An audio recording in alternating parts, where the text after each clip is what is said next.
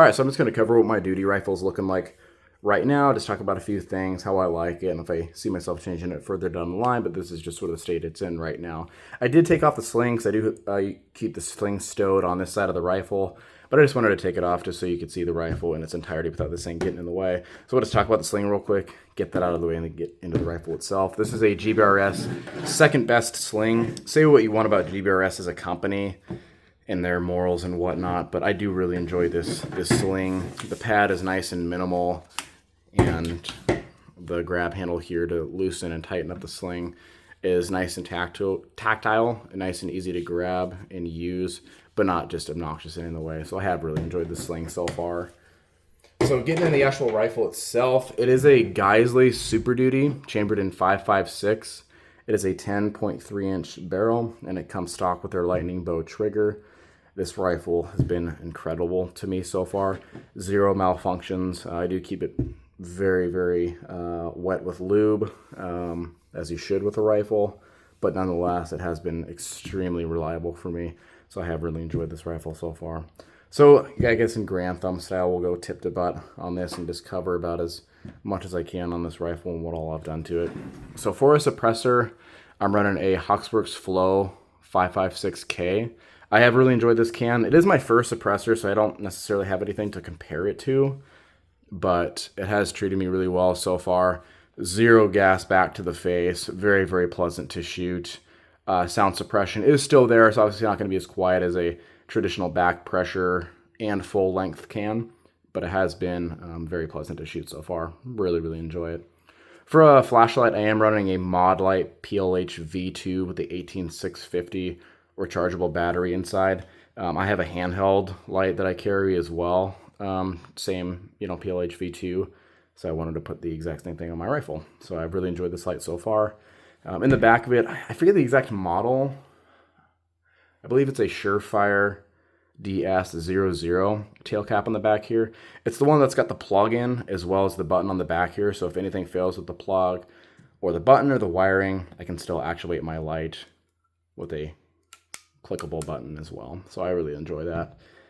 Just keeping with the theme of the light here, I am running a Unity button here. Again, I forget the exact model. This is discontinued. They put out a updated version of this, but it's the same form factor, just that slanted angled button. Very, very comfortable when I hold my rifle, just to come up onto that button there. In front of that, I'm running a Scalar Works front iron sight. This is their 157 height iron sight. Very, very nice. Scalar Works is a high quality company. They make a lot of cool products there.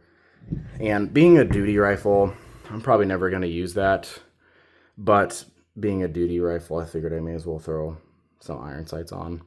Better to have them and not need them than the other way around, Up front here, you see all the crap on the front of my rifle. It looks a little bit ghetto, I think, but it makes the rifle really, really comfortable to shoot, having something kind of squishy to wrap my hand around. And it also helps to combat the heat that this rifle builds up, being so short and suppressed out there for those long shooting days. It makes it much more tolerable to hold. Right here, I'm running a Neomag Sentry strap. This is their magnetic sling retainer. I've really, really enjoyed this so far. I've tried one other company's sling retainer, and I much prefer this one to that company. No complaints with this. I really love this. For my optic, I'm running a Aimpoint Micro T2 on a Unity fast riser. This is their 2.26 inch height riser. I've really, really enjoyed this. The height of a bore is a bit crazy, but it just takes some training and some getting used to be able to make accurate hits, 15, 10, 7 yards. It just you just need to train it and know your holds, and you're fine. So I really enjoy that.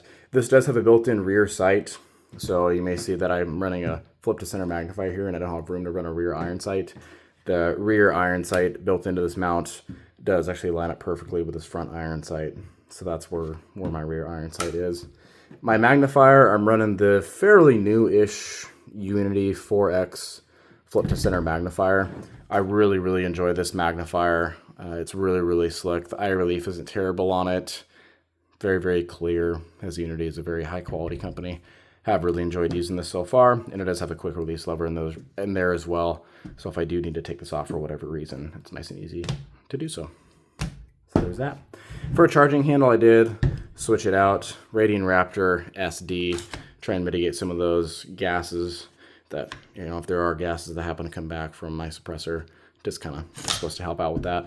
And it's nice having something nice and large to purchase, just being that I run the focus center magnifier here. If I need to get in there for any sort of malfunction clearance, that's really nice. And then on the back here, just running a B5 enhanced SOP mod stock.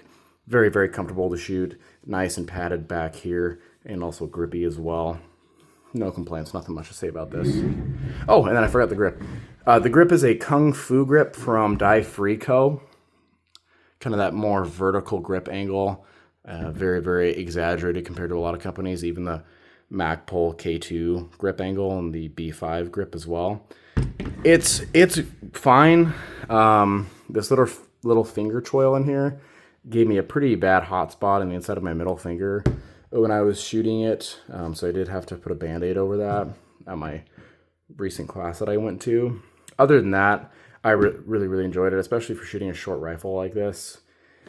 The angle is very, very comfortable. And then I also have the plug in the bottom of it to hold a tool to mess with my optic zero and whatnot. But yeah, I mean, that's the rifle basically in its entirety.